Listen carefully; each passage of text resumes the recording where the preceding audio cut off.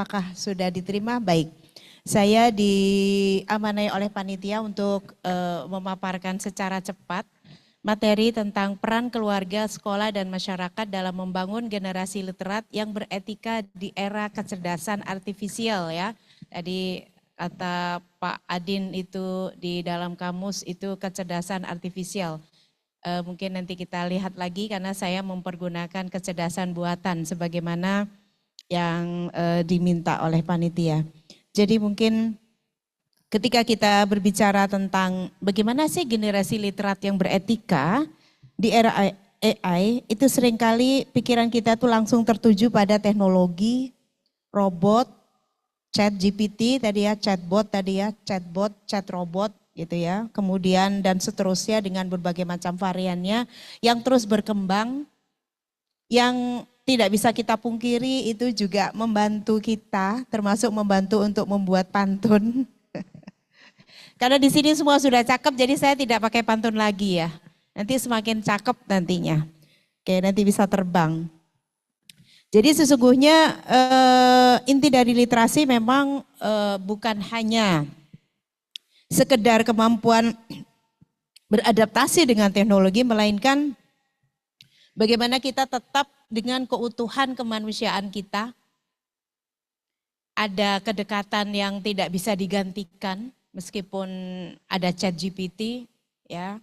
Kalau misalkan kita bertanya seperti sedalam apa sayang orang tua kepada kita misalkan gitu ya, itu bisa kita tanyakan kepada chat GPT. Akan tetapi seperti apa yang dimaksudkan dengan sayang? Apakah dengan pelukan, apakah dengan sentuhan, ataukah dengan tatap muka, face to face, dan seterusnya, itu yang tidak akan pernah bisa digantikan. Jadi memang literasi bukan hanya tentang membaca teks, tetapi juga membaca kehidupan dengan hati dan akal budi. Yang ini semakin lama semakin tergerus. Ya, semakin lama semakin tergerus. Kalau kita tidak menggawangi, itu kekhawatiran kita bisa bablas. Ya, bagaimana anak-anak kita hari ini, siswa-siswa kita yang mungkin mereka lebih pintar dari kita karena sumber informasi yang tidak terbatas, banjir informasi terjadi di mana-mana, tetapi itu tidak selamanya dibarengin dengan bagaimana mereka memiliki etika, mereka memiliki nilai-nilai kemanusiaan dan seterusnya gitu ya. Kan itu beda ya, sesederhana misalkan kita belanja pakai aplikasi S atau T, saya tidak perlu menyebutkan karena bukan penyandang dana kegiatan kita ya, S atau T ya, tahu ya Bapak dan Ibu yang warnanya orange itu ya dan seterusnya.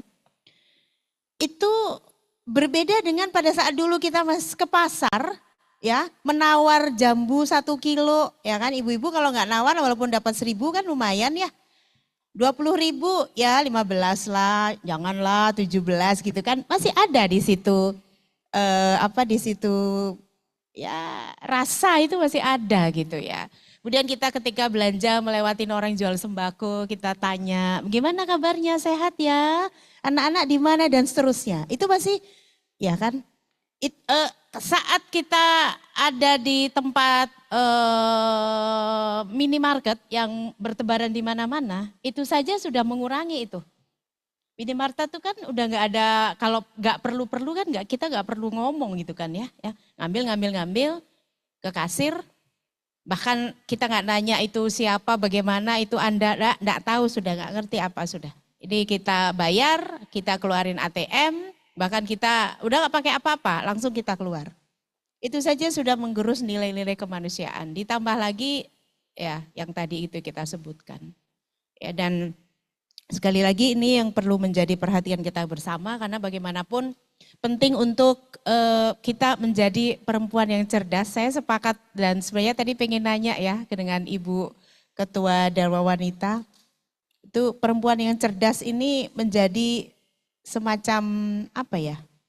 Ya kebutuhan ya untuk memastikan bahwasanya anak-anak kita juga cerdas di dalam banyak hal, di dalam menerima informasi segala macam rupa, mengarahkan dan seterusnya. Karena memang kita adalah role model. Oke, next ya. Saya ingin sedikit ya ini mungkin agak sedikit berbeda tentang bahwa dulu ya 2400 tahun yang lalu, sekitar 400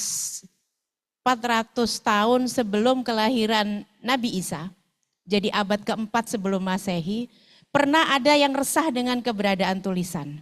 Boleh next?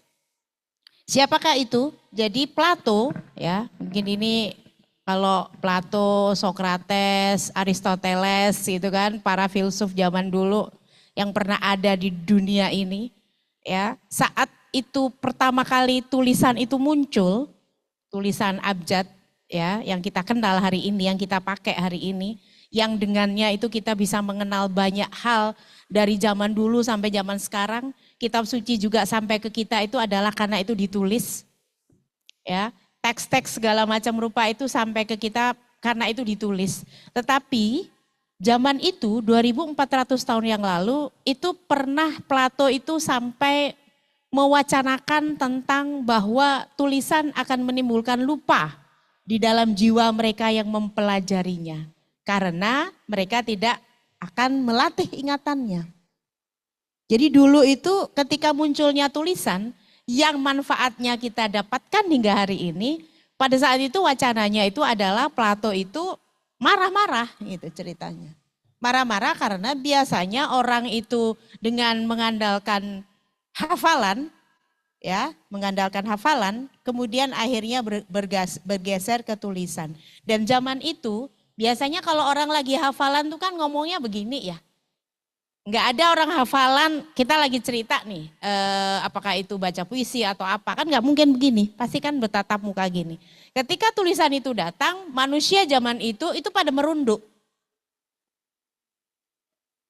Ya, next mungkin ada slide selanjutnya. Manusia itu pada merunduk ya, karena dari yang sebelumnya oral culture, ya, hafalan kemudian digantikan menjadi tulisan. Ya, hanya tulisannya memang nggak pakai kertas. Nulisnya pakai apa? Pakai batu ya. Dan seterusnya kemudian ada daun lontar dan sebagainya. Kita mungkin mikir lah itu nggak bahaya. Kalau yang sekarang kan bahaya. Sampai bilang nggak bahaya. Kalau lagi nulis di atas batu terus orangnya lagi marah berantem, batunya dilempar ya jadi masalah juga gitu. Jadi nggak ada yang namanya semuanya itu kehadiran sesuatu hal yang baru. Bahkan yang namanya tulisan yang kita dapatkan manfaatnya sampai hari ini juga pernah mengalami yang namanya kehebohan. Karena kekhawatiran bahwa ingatan akan mulai berkurang dengan adanya tulisan dan seterusnya. Jadi perdebatan antara teknologi versus daya pikir manusia itu sudah berlangsung 2000 tahun dan kini berulang lagi dalam konteks era AI. Next. Ya, jadi kita boleh next lagi, kita tadi sudah dijelaskan oleh Pak Deputi apa itu ada kecerdasan buatan dan ini mungkin rangkuman tentang bahwa sudah di sekian ribu tahun yang lalu, ya 400 tahun sebelum Masehi kurang lebih itu kekhawatiran yang muncul dengan adanya tulisan abjad, ya itu akan melemahkan daya ingat dan kebijaksanaan sejati. Kemudian kita tahu ada mesin cetak abad ke-15, ini lompatannya besar sekali ya, itu membanjiri masyarakat dengan pengetahuan instan ya kan, dicetak kan, sudah nggak perlu nulis mau 5 kali nggak perlu nulis nggak dicetak gitu ya. Kemudian ada televisi komputer dan sekarang ada AI abad ke-21. Ya, ini kekhawatirannya kehilangan kemampuan berpikir kritis dan kreatif. Baik, next. Ya, next boleh ini kita bisa teruskan. Oke, sekilas karena kita penting untuk bahwa di era AI ini bagi anak-anak terutama untuk anak usia dini, next. Oke, yang pertama kita tentu mengkhawatirkan ketergantungan digital yang terlalu dini. Ya, saya pernah melakukan mini survei untuk mahasiswa di kampus. Ya, saya bertanya kepada mereka apa yang dilakukan anak-anak saat bermain. Ya, anak-anak sekarang mainannya apa? Ternyata mainannya kita istilahkan dengan mabar ya, main bareng. Bukan main congklak, bukan main layangan, ya mungkin masih ada sebagian yang main burung gitu ya, burung dara itu Pak. Atau main karet ya, gundu ya. Tapi secara umum mabarnya itu adalah main bareng. Yang di situ peluang akhirnya kemudian main kena judol itu ya karena kurang edukasi. Ya kan, anak-anak kemudian menjadi tumbuh sendiri, besar sendiri dan seterusnya tanpa ada edukasi dari yang cukup memadai dari orang terdekatnya yakni orang tua. Oke, jadi literasi tradisional itu bergeser dengan interaksi instan digital sehingga resiko ketergantungan pada layar ini sudah menjadi banyak penelitian dan kita masih juga belum selesai ini bagaimana ini caranya ya karena tidak bisa dipungkiri kalau yang namanya nonton pakai handphone belajar nih ya katakanlah ini sumber belajar itu bahasa kita itu kan media ya media belajar itu media yang memiliki lebih banyak yang namanya ya Mas Dani ini ada suara ada gambar ada gerak ada interaksi apalagi, itu pasti akan disukai oleh anak-anak kita dibandingkan media yang buku yang tidak ada, apalagi nggak ada gambarnya, apalagi hitam putih, apalagi nggak ada suaranya dan seterusnya. Ini yang penting kita sadari bersama tentang bahwa anak-anak itu nggak pernah bisa disalahkan, mereka itu menjadi tergantung pada digital terlalu dini karena mungkin pada saat-saat tertentu kehadiran absen ya, orang tua itu absen, gak hadir. Ya bagaimana kalau orang tuanya dicolek aja malah suruh, udah sana main lari-lari sana, atau main jauh-jauh atau malah dikasihnya handphone. Ya gak salah anaknya, karena orang tuanya gak asik untuk diajak main. Ya. Ada kalau dulu karena gak ada teknologi, kita mainan kan dulu di mana aja ya di sinar nggak ada lampu di rumah dulu zaman dulu kita kecil kita masih menikmati mainan di bawah sinar rembulan ya dan itu nggak pakai alat nggak pakai apa senang aja tuh dan itu menjadikan kita sehat menjadikan kita kreatif menjadikan kita segala macam pembelajaran kita itu bisa serap gitu ya kan seperti itu sesederhana itu sebenarnya ya kondisi sudah sedemikian rupa sehingga anak-anak kita menjadi tergantung kepada layar.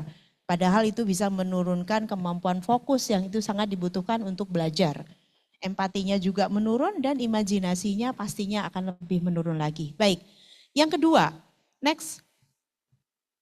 Ya, minimnya literasi dasar sebelum literasi digital. Ini kita juga belum selesai.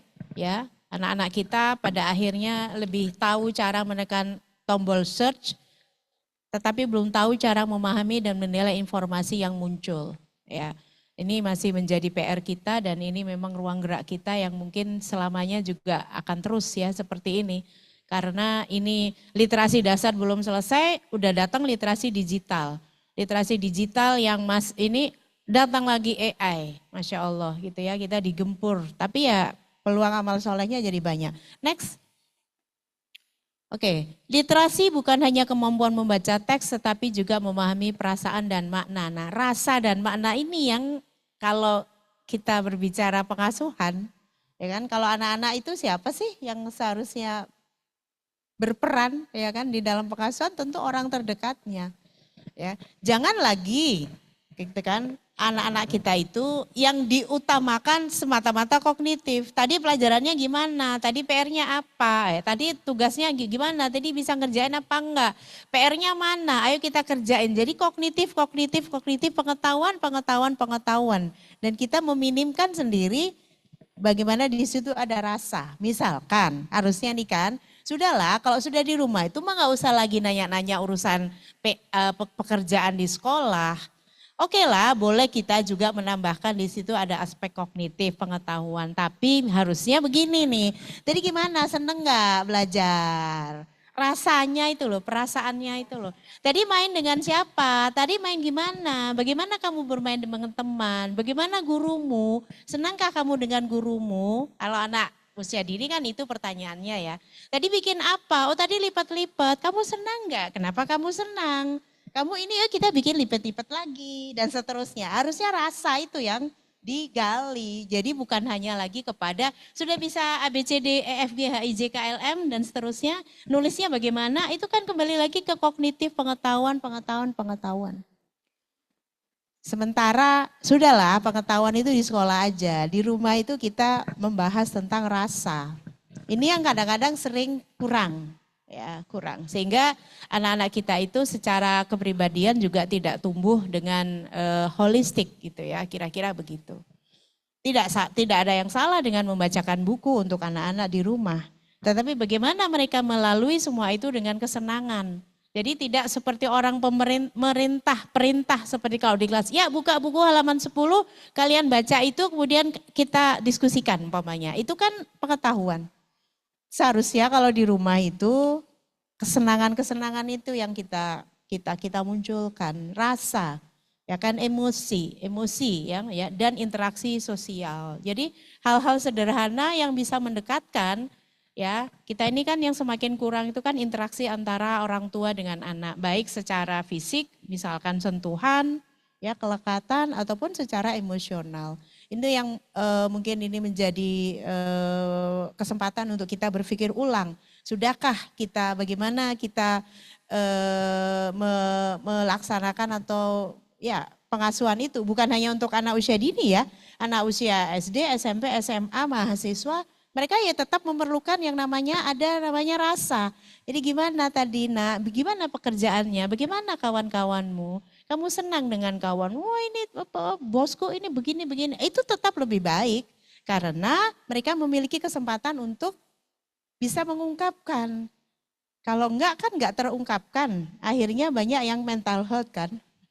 Kesehatan mental ini yang menjadi juga tantangan kita ya. Jadi mari kita kembalikan lagi fungsi-fungsi pengasuhan itu di dalam keluarga konteksnya. Kalau di dalam sekolah ya bukan berarti di sekolah tidak perlu diajarkan karakter, akan tetapi memang kita tidak bisa pungkiri bahwa di sekolah lebih banyak ke aspeknya kognitif atau akademik ya.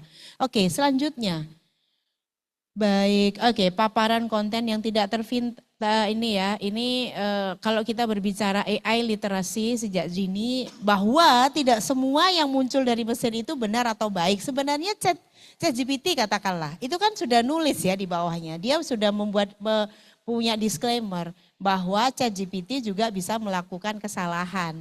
Hanya tulisannya kecil dan informasi yang lain udah terlalu banyak. Kadang-kadang kita bahasanya itu udah terlupa gitu. Padahal informasi dari ChatGPT itu memang benar-benar tidak semuanya benar. Apalagi kalau promptnya, cara kita itu memerintahkan itu tidak dengan misalkan gini, buatkan saya materi berdasarkan sumber-sumber yang valid, yang bisa dipertanggungjawabkan dari jurnal, dari proceeding, misalkan jurnal internasional dan seterusnya, sertakan jurnalnya tulisan tentang misalkan peran keluarga, harus begitu.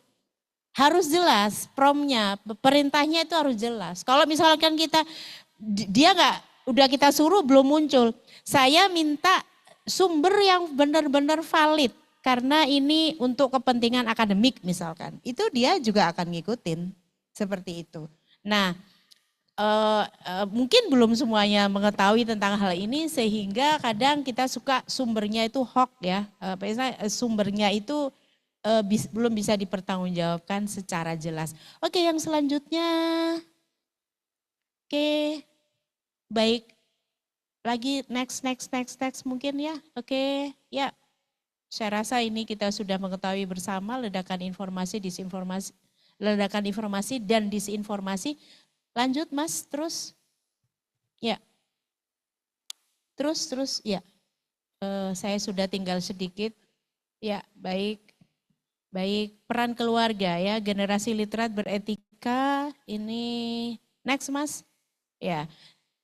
Tidak hanya cakap membaca informasi tetapi juga bijak memilah makna dan bertanggung jawab dalam tindakan. Nah, ini tentu tidak hanya juga cukup kita sosialisasikan. Kalau kita berbicara generasi literat yang beretika, seperti apa sih etika? Pertanyaannya, etika itu sudahkah kita coba implementasikan di rumah, misalkan sesederhana, ini makanan anak nih, ini makanan saya kepingin nih makanan anak. Apakah boleh karena dia anak-anak kemudian kita langsung ambil? Nah, ini kan sederhana ya, secara etis ya, misalkan kita mau masuk kamar anak. Apakah kita karena kita merasa orang tua punya otoritas kemudian kita tidak perlu ketok pintu?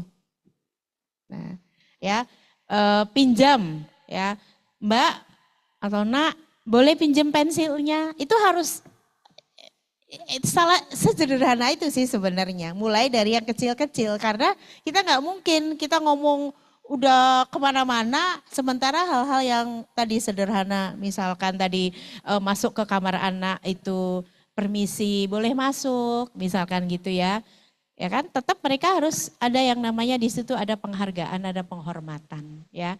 Jadi dan ini tentu tidak bisa kemudian ujuk-ujuk kita berbicara tentang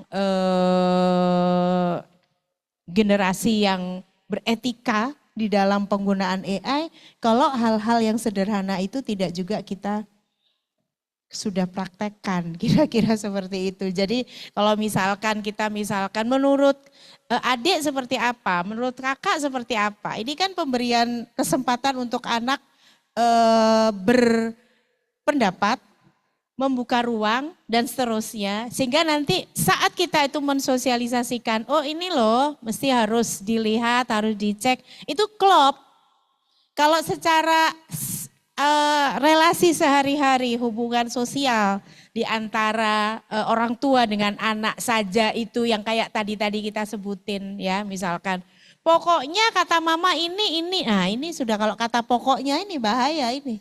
Terus kita mau bilang generasi etika, bagaimana itu bicara etika sementara yang hal-hal yang kecil-kecil yang seharusnya itu sudah menjadi bagian nilai di dalam keluarga itu belum dilaksanakan. Oke, next. Baik, oke, next. Ya, jadi di situ oke, karena waktu saya sudah tinggal sedikit. Oke. Nah, di sini ya peran sekolah, peran orang tua, peran keluarga dan peran masyarakat. Next. 2 slide sesudah ini. Ya. Jadi keluarga di sini tetap menurut kita penting untuk menanamkan nilai. Karena kita mau bicara etika bagaimana kalau kita tidak mulai itu dari dalam keluarga. Mulainya kapan? Ya mulai sejak usia dini. Kalau tadi katanya Pak Adin itu bahkan sejak dalam kandungan. Nilai itu sudah menjadi bagian dari sebuah keluarga kita. Sehingga ketika kita tidak menerapkan nilai itu ada sebuah rasa yang hilang. Ada rasa yang kayaknya apa ya ini yang kurang ya. Itu kalau udah seperti itu berarti karakter ini sudah melekat di dalam diri keluarga tersebut. Nah sekolah meskipun juga ada pendidikan karakter memang lebih dominan menumbuhkan pengetahuan dan masyarakat itu memperluas dampak. Next ini ada contohnya mungkin ya jadi kalau misalkan di dalam keluarga sosialisasi awal pendampingan literasi penguatan nilai orang tua mendampingi anak membaca misalkan kalau untuk anak usia dini atau sekolah dasar. Bisa saja itu menggunakan aplikasi AI edukatif. Kemudian berdiskusi soal konten digital. Ini kan lingkungannya harus dibentuk ya. Nggak mungkin itu akan ada diskusi kalau ya kan bisa nggak di dalam keluarga itu membiasakan yang namanya berpikiran terbuka. Nggak cuman orang tua yang bicara tetapi anak perlu juga kita dengar gitu ya dan seterusnya. Ini bagaimana penggunaan AI itu di dalam keluarga ataupun di sekolah, guru perlu mengintegrasikan literasi AI dalam pembelajaran, mengadakan proyek AI sederhana, memberi tugas digital kreatif. Demikian juga masyarakat, mungkin ada workshop coding atau AI, ya, lomba literasi digital dan sebagainya. Saya tidak kelatahan dengan coding ya, jadi itu harus dilaksanakan dengan hati-hati gitu ya. Artinya masih banyak hal yang tidak mungkin selesai di dalam pembicaraan kita di seminar nasional kali ini. Akan tetapi ini patut menjadi perhatian dan pemikiran kita bersama bahwa sebagaimana negara-negara maju di OECD itu ternyata saya tadi hunting informasi, saya hunting informasi tentang bagaimana pelaksanaan atau penggunaan AI di dalam pendidikan di negara-negara maju. Ternyata beberapa negara itu malah sudah membuat sebuah ini ya, apa itu semacam ya, iya, bahwa seperti negara Jepang atau negara Cina gitu ya, itu sudah membuat peraturan yang membatasi penggunaan AI. Jadi jangan kemudian kita hanya satu sisi, wah ini luar biasa, tetapi tidak kemudian kita coba sesuaikan dengan bagaimana kebutuhan di lapangan. Mungkin itu saja, mohon maaf apabila melewati waktunya. Luar biasa. Kita beri aplaus dulu dong buat Bunda Adiati ya, Masya Allah. Baik Ibu dan Bapak, adik-adik semua yang masih stay gitu ya mendengarkan ini. Kalau melihat materi memang ini waktunya kurang sekali ya Bun ya, dan ini memang sangat penting terkait bagaimana peran keluarga, sekolah dan masyarakat untuk membangun generasi literat yang beretika. Karena memang kalau tanpa ada etika maka kecerdasan buatan ini menjadi sesuatu yang sangat ambigu sekali ya Bun ya. Bun mungkin nanti lain kali harus ada lagi terkait webinar ini biar Bunda bisa menjelaskan lebih panjang lagi ya Bun ya. Sekarang ini sangat penting sekali ya, setuju ya teman-teman dan semuanya ya. Tetap tunggu di GPMB ya kalau ada webinar ya Bun ya. Kita masih seri minat baca, pokoknya tunggu aja ya, jangan kemana-mana ya. Besok juga ada kok ya. Oke, tanpa berpanjang-panjang lagi karena memang kita dikejar waktu terus-terusan ya Bun ya. Kita lanjutkan nih dengan Mas Nur Hadi, kelihatannya gak apa-apa karena Mas Hadi. Oh katanya biar nyambung. Oke, biar nyambung. Ini Mas Dr. Dani M. Akhyar, STMSI. Beliau adalah Head of Corporate Communication and CSA dari XL Smart ya Mas. Oke, beliau saat ini akan membahas tentang nyambung etika juga ya. Bagaimana etika dan keamanan dalam penggunaan kecerdasan buatan di kalangan generasi muda. Nah lo siapa yang merasa masih muda ya? Tapi kita semua masih muda kok ya. Jadi jangan